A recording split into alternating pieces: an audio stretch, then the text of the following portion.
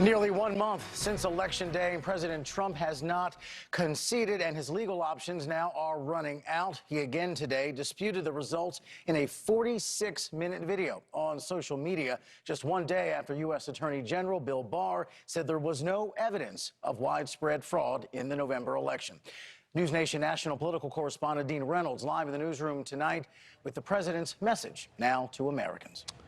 Rob, the president today pleaded his case in the court of public opinion, arguing anew that the November 3rd contest was riddled with unprecedented fraud that tipped the scales against him.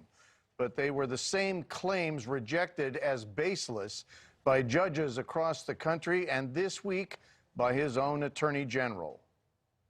If we are right about the fraud, Joe Biden can't be president. The 45-minute speech from the White House diplomatic room was posted on Facebook and Twitter, which said this claim of fraud is disputed. And that's not all. Attorney General William Barr told the Associated Press on Tuesday the Justice Department has uncovered no evidence of fraud widespread enough to overturn Joe Biden's victory. Last month, Department of Homeland Security election expert Christopher Krebs said the vote was the most secure in U.S. history and was fired by the president soon thereafter. Today, White House Press Secretary Kayleigh McEnany did not answer when asked if the president still has confidence in Barr. The president, if he has any personnel announcements, will be the first to know it. In his remarks, the president recycled the same arguments his self-styled elite strike force of lawyers led by Rudolph Giuliani have made unsuccessfully for weeks.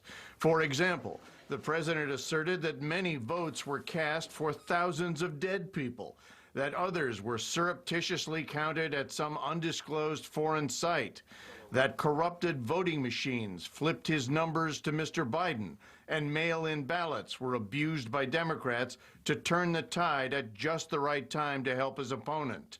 All of it debunked repeatedly by various fact-checkers as well as the courts. He ignored urgent appeals by Georgia election officials, all of them Republicans, to stop impugning the process they oversaw, criticism which they say has led to threats against them. And he said the news media were refusing to cover the story fairly, all part of an effort to delegitimize his presidency from the outset. This is not disputed. It has never been disputed. Our opponents have proven many times, again and again, that they will say and do anything to get back into power. The president said flatly that the November 3rd election was a total catastrophe.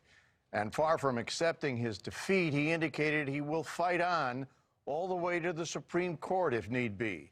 Hopefully, he said, they will do what's right. Rob?